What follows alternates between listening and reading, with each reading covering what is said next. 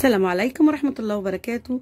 اللهم صل وسلم وبارك على سيدنا محمد. هنعمل النهاردة مزاليكا بالكبد والقوانص بدقة خطيرة وإن شاء الله هتعجبكم.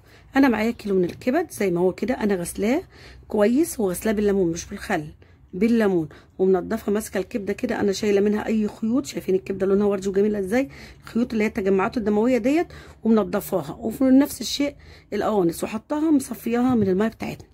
هنعمل ايه اول خطوه مع بعض؟ انا محضره ميه معايا مغليه، احط فيها معلقه سكر. تقولي سكر؟ الله، سكر مش ملح، سكر. وهنحط حاجه كمان، هنحط ايه مع بعض يا جماعه؟ ده عصير ليمونيه هنحطه معاها، واحط كمان كده القشر بتاعنا. وهننزل بايه؟ هننزل بالكبد بتاعتنا والقوانص كده. عايزاها يا دوبك هتاخد غلوه، مش هسلقها يا جماعه، لا هتاخد غلوه بس، غلوه. احطها في الميه بحيث ان انا الزفاره بتاعتها تروح، مش هنسويها يا جماعه كده كلها اهي. ما شاء الله ما شاء الله، شايفين انا مصفياها ما فيهاش اي ميه ولا دم. انا هسيبها كده على النار يا جماعه تغلي، هي غلوه واحده، عايزاها تغلي بس تنزل الزفاره بتاعتها في قلب الميه.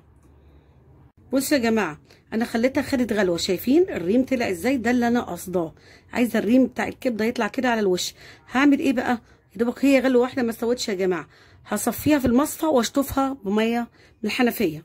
بصوا يا جماعه هنعمل الدقه الخطيره بتاعتنا بتاعت المزاليك. انا محضره معايا ايه؟ الكبه بتاعتي دي نص حزمه كزبره، نص حزمه كده يا جماعه، انا عايزاها مقطعاها حتت وهحطها. نص حزمه كزبره مقطعاها قطع صغيره عشان هنضرب الحاجات دي كلها مع بعضها في الكبه بتاعتنا. هنعمل ايه كمان مع بعضها؟ دول قرنين فلفل، وعايزين تكتروا كتروا براحتكم، فلفل حار وبارد اللي هو الرومي. وده عصير ليمونه، عصير ليمونيه. والتوابل بتاعتنا اللي احنا هنحطها عباره عن ايه؟ معلقه ملح وكمون، نص معلقه كمون، ونص معلقه كزبره، ومعلقه ملح صغير، ونص معلقه شطه، والشطه دي حسب الرغبه، لو حابين ما تحطوهاش ما تحطوهاش، انا عشان عايزاها سبايسي شويه. هنضرب بقى المكونات بتاعتنا بتاعت الدقه دي مع بعض في الكبه. بصوا يا جماعه نسيت اقول لكم ان في حوالي 6 فصوص كده توم، انا هرساهم في الهون اهو، مع برضو قرن فلفل اخضر، ده حار برضو، قرن فلفل اهو كده. وهنضرب معانا زي ما قلت لكم الدقه بتاعتنا الخطيره دي. بصوا يا جماعه بعد ما ضربتها الريحه تهبل، انا هركنها كده على جنب الدقه بتاعتنا الخطيره دي كده عشان هنشوف هنعمل ايه مع بعض. دي الكبده بتاعتنا بعد ما شطفناها وسبناها تبرد. هنعمل ايه بقى؟ هبتدي كده عايزه اقطعها يا جماعه شرايح، هي طبعا لسه نيه، لسه نيه.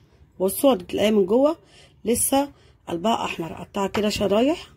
بصوا عشان قلت لكم بس عايزه الزفاره بتاعتها تروح. عايزه اقول لكم بقى معلقه السكر اللي انا حطيتها دي، حطيتها ليه؟ هتفرق في الطعم، هتدي طعم خطير بجد. انا قطعتها كده مزاليكا بصراحه خطيره، حتى القناصايه اهي قطعها كده شرايح اهي كده كده. ادي كبدايه تاني اقطعها شرايح. بصوا لسه نيه، انا شلت بس منها الزفاره والريم كده اهي.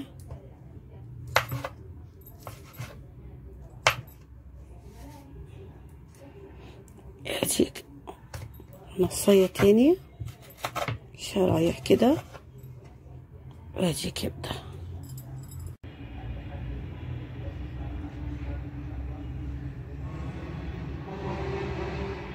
انا حاطه طاسه وحطيت كده قطعه او مكعب زبده وشويه زيت كده كويسين حلوين.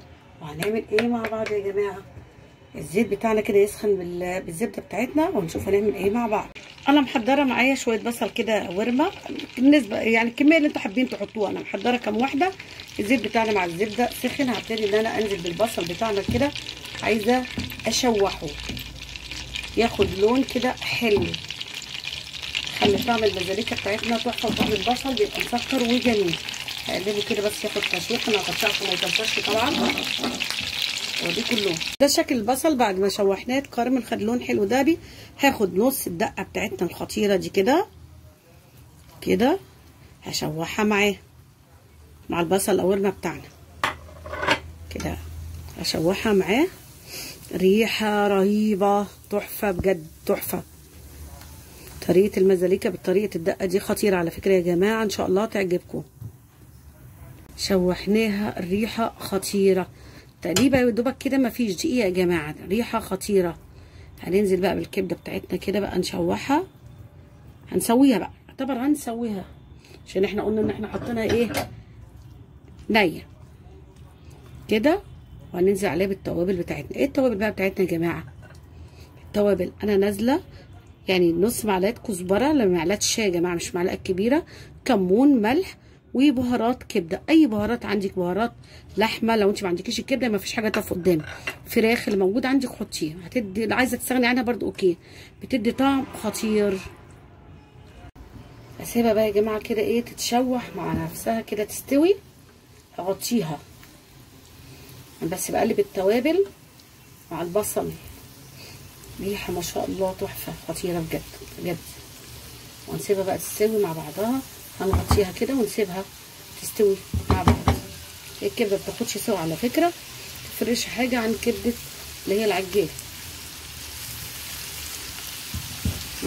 بصوا يا جماعه الكبده بتاعتنا المزاليكا هنزل عليها كده بنقطه خل، انا عايزه شويه خل صغننين كده كده بس، كنت عايزه اقلل من كده كمان. وهننزل بايه بقى مع بعض؟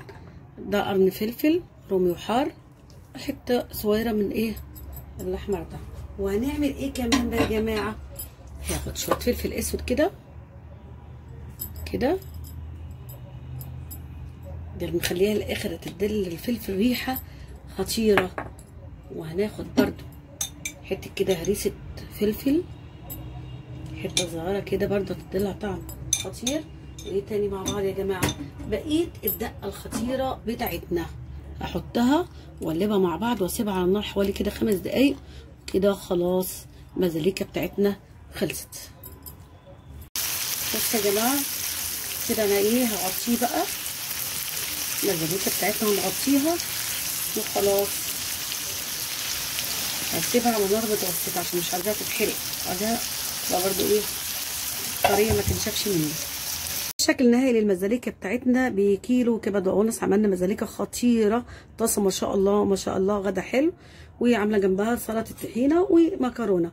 انا مسكت عيش، العيش الموجود عندكم حطيته كده على الناحيتين وهي لسه على النار، وابتدي اعمل العيش بتاعنا. اي ده العيش اللي موجود عندي، العيش اللي هو ايه الابيض، بتعمل سندوتشات تفتحيه زي ما هو. انا هاخد كده معلقه طحينه كده خطيره كده احطها، وشويه خس بلدي بتاعنا يا جماعه اهو. سندوتشات تعملوه تاكلوهم المعكرونه، وادي ما شاء الله ما شاء الله خطيره والله خطيره. نعمل واحد تاني، شايفين سندوتش وجماله معمول في البيت، وريحه مش قادره اقول لكم خطيره.